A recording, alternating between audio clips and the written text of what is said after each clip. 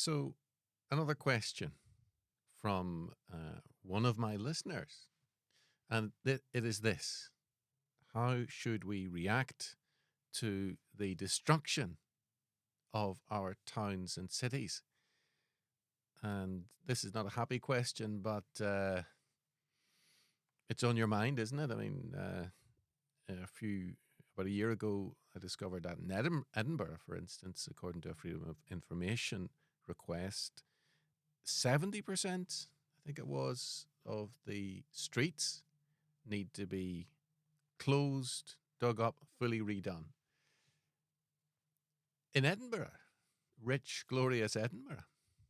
All right, well, what do we see when we venture down into the town centre? Well, pound lands at best, betting shops, maybe. Tesco's Extra, well, not too bad, maybe. But boarded up shops, of course. And that's now even in London. So things are not good. And what do you see as you look around you? Well, tattooed women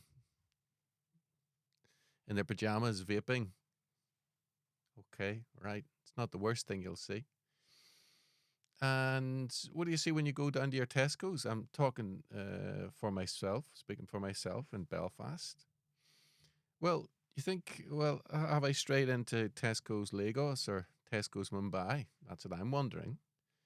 And I'm wondering why this distinctly non-Gaelic, non-Anglo-Saxon, non-whatever woman is shouting into her phone at the top of her voice in front of the taxi rank at in the Tesco's in a foreign language. And we're thinking, what is going on here?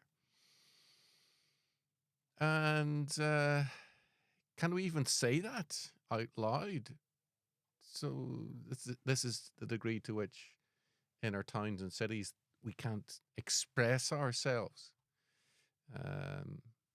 If you happen to share a concern, maybe you think it's great, maybe you think it's we're in great shape, never been better. Who can we trust to bear our hearts to about these dramatic changes? We're not allowed to think. We're not allowed to feel. We're not allowed, if we're in Scotland, to whisper these things in the privacy of our own homes. Not even our homes are spared. What's going on? Well, inflation of the money supply, a massive decline in the quality of foodstuffs, murder in the streets of the capital city, the rich taking advantage grossly and openly of the poor.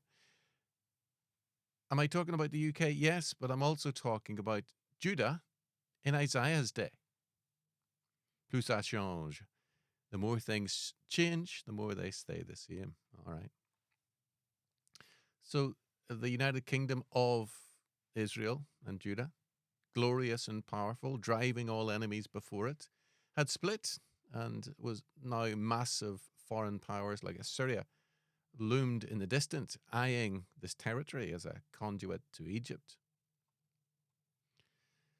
The glory days of the wise kings and the good kings, Solomon and David, who are gone. And you had shoddy, you had King Rishi Ben Sunak, a little-known monarch, was on the throne. You'll have to look at the amplified version to get that, to find that king. I'm only joking, but who was the power behind the throne of Rishi Ben Sunak? Now, what was Isaiah's response to a like event 2,800 years ago, almost? And by extension, what should our response be? All right, well, his contemporaries, chapter 8, talked about it's a conspiracy. You have to understand the conspiracy. You have to look at the underworld forces, the dark forces that are at work. You have to understand the enemy. If bad things are happening to us, who are good people, and they were better people than Assyria, for instance, then it's obviously Satan. So we have to understand the Satan and his workings and his conspiracy. So we need Satan experts. That's definitely the case. And conspiracy experts, they're very much in demand, very much needed, All right. Is this true? Is it true that we are a Christian nation and that God is our sponsor, and so it can't be anything to do with him? Well, Peter Whittle and Kitty Hopkins inform us rightly that we come from a Christian culture, and even Douglas Murray, he said, look, the West is abandoned Christianity and it's faced with Islam now, and good luck with that. So what are we to make of it, of this destruction of our towns and cities? Let's go to the scriptures. Let's shine some light in it. And from the lips of another prophet, something closer to home, closer to the bone now. Are you ready to hear this? I don't know if you are or not. Amos 3:6. If a trumpet is blown in a city, will not the people be afraid? That's the trump of war. Well, already war is very much in evidence in the European continent. We all know that. If there is calamity in a city, if there is calamity in a city, will not the blank have done it? Who? Will not Satan have done it? Will not the conspirators have done it? No, no, no, no, no. Will not the Lord have done it? Once more in a different translation. If a trumpet is blown in a city, the trump of war, will the people not tremble? How many are trembling today? Good guys, bad guys, trembling. Some with better grasp of geopolitics and national and international happenings, and some with less, but there's a lot of trembling. If disaster occurs in a city, has not the Lord not brought it about? Are we willing to face that truth? Are we willing? Like once more in the King James last time, Amos 3:6, shall a trumpet be blown in the city, the trump of war, and the people not be afraid? Well, there's reason to be afraid. Shall there be evil in a city, and the Lord hath not done it? Well, this is the beginning of wisdom, to know that God is a fearsome God, and the beginning of wisdom in our to understand how we should react is found here. That God is no buttercup. He does not change. He judges sin in time and history, and marshals his forces against it in due time, again, in time and history. And this is one of those times. Of course, it's facing our towns and cities, but towns and cities throughout the West and further afield, perhaps, are facing this. It's a very, very widespread instance of a judgment of the Lord. So, okay, we need to flesh this out. We can't just say it's God and then just walk off. We need a framework. We need something to get our hands on. Well, why? Because why is God bringing this evil and calamity? Is God a capricious God who just acts randomly? Covenantal randomness? No, it's not that. He acts against evil when the evil, like the evil of the Canaanites and the 7 nations in Canaan, reached its full extent. Because as in Isaiah's and Amos' days, we as a covenanted nation, as a nation who has made certain promises before God, which are irrevocable, as witness King Charles III's coronation oaths, we have apostatized from him in all our institutions, in all aspects of our national life, and that filters down to the individual as well. The Bible is a book, yes, that deals with individuals, but also with groups, families, tribes, nations, peoples. All right. So how should we react?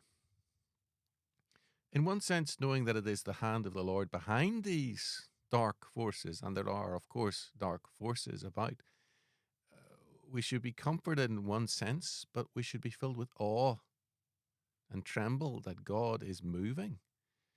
And it's his hand that's bringing about these changes, and he will not grow tired. He will not stop or be turned aside and relent until he has accomplished his purposes in this particular shaking. And the book of Hebrews, of course, talks about shaking the nations. The book of Revelation talks about stars falling from the sky, and this is the fall of kings and nations and empires and so on. Well, I do I need to apply that for you? The West, NATO, economic collapse, military collapse. There's a huge changing of guard. There's a huge judgment going on. You can think of it in terms of the succession of empires, which we have in the Bible, and Daniel in particular, the four beasts, Babylon, Medo-Persia, etc. Okay. Now, you might say that, well, we are Christians. We're a Christian nation. Thus say, well, and we're better than the people that are coming in. Well, maybe you're right. Maybe. But God used the Babylonians, not a good people, to bring Daniel and the others into exile. He used the Assyrians, a vicious and cruel people who heaped up great mounds of dead bodies to punish, to chastise his covenant people, to shave the whole, raise it, and shave it from the map, as it were. How should we react, knowing this is God's hand, knowing that it's a time of judgment? Let's dig into this deeper. Break out your Bible. Open it up to Deuteronomy 28. Read verses 15 to, I think it's 75, the end of the chapter. And what is the first specific curse issued for a wayward people? The first one is, cursed shall you be in the ... city. That's the first thing.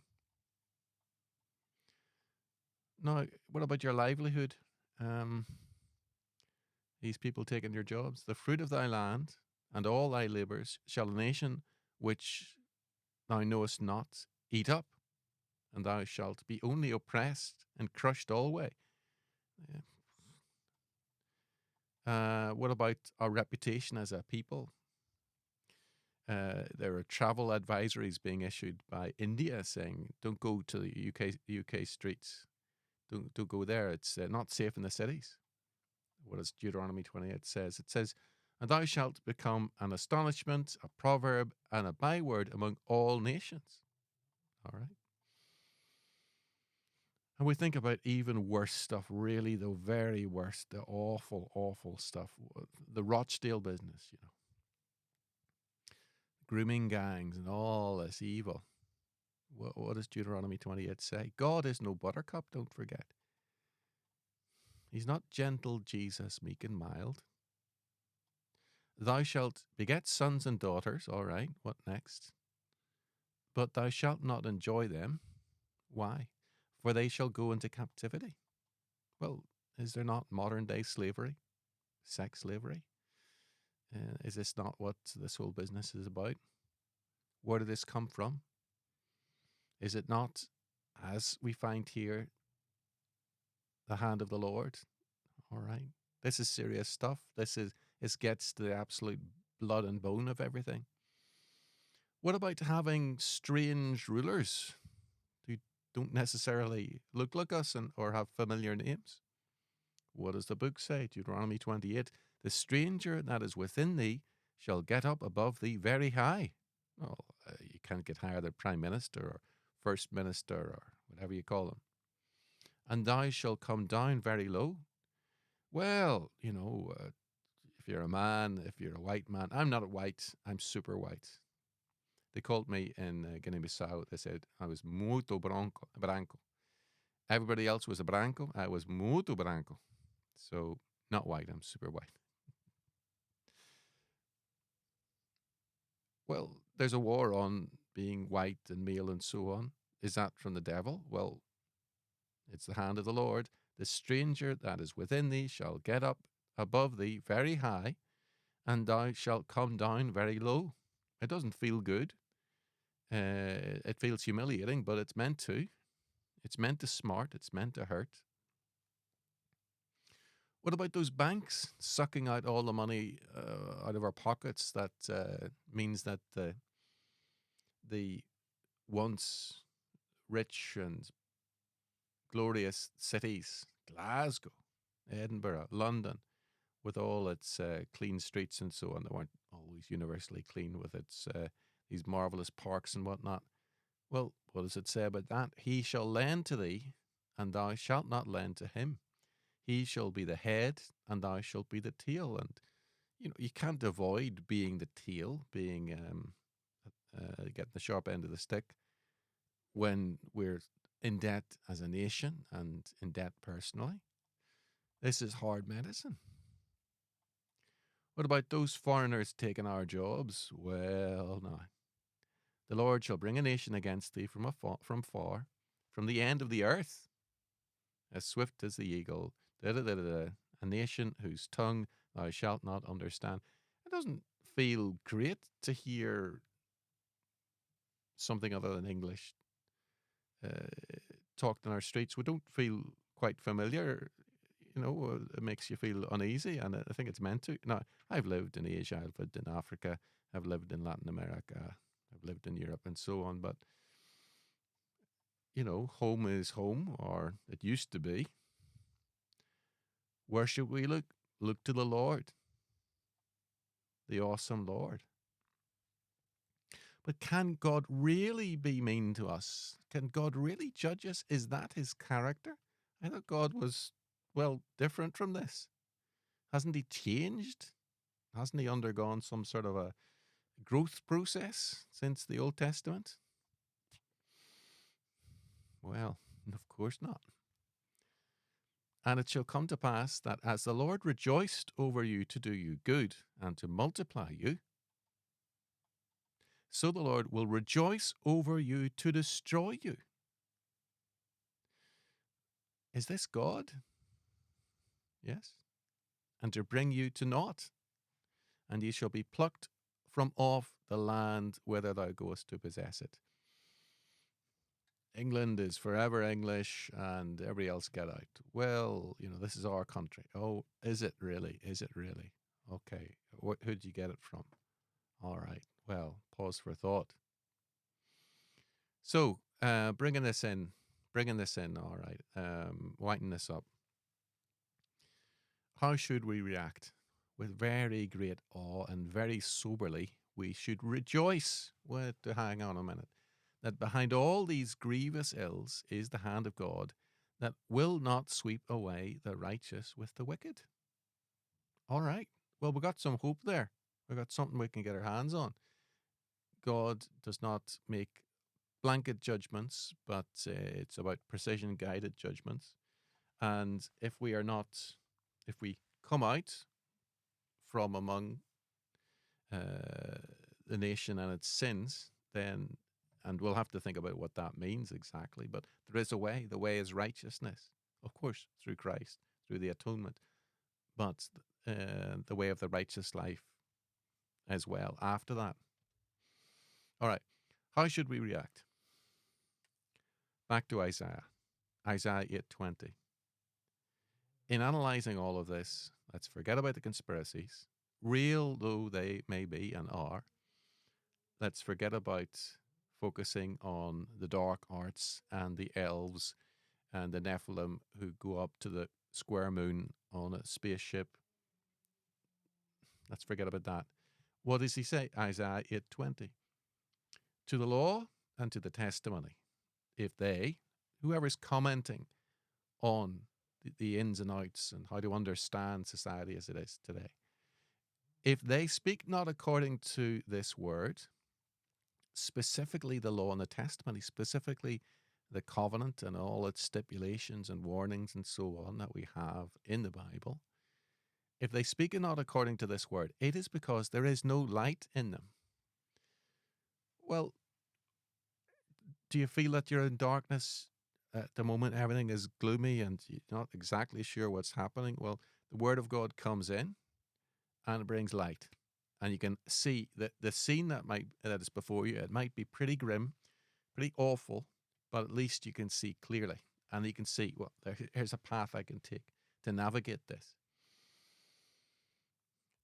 Once more, to the law and to the testimony. If they speak, whoever the commentator is, giving the global view of things, if they speak not according to this word, it is because there is no light in them, literally no dawn in them.